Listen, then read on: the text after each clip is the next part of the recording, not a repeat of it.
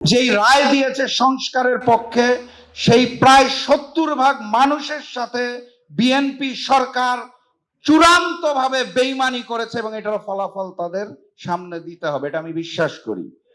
সম্মানিত উপস্থিতি, একটা সরকারের স্বৈরাচার হওয়ার জন্য এবং ফ্যাসিস্ট হওয়ার জন্য যে সকল চরিত্র প্রয়োজন হয়, সকল চরিত্র বিএনপি গত কিছুদিনের মধ্যে দেখিয়ে দিয়েছে। অধ্যাদেশ বাতিলের কথা আপনারা জানেন, শিশির মনির ভাই অত্যন্ত সুন্দরভাবে বলেছে। আমি ওটা নিয়ে আর বিস্তারিত আলোচনা করব না, সময়ের সংক্ষেপ। আমি শুধু বলতে চাই, কেন আমি বললাম যে একটা সরকারের স্বৈরাচার এবং ফ্যাসিস্ট হওয়ার জন্য যা যা প্রয়োজন সব তারা করে ফেলেছে। খুব সংক্ষেপে, তারা গণভোট অধ্যাদেশ সংস্কার চায় না বলে বাদ দিয়ে দিয়েছে।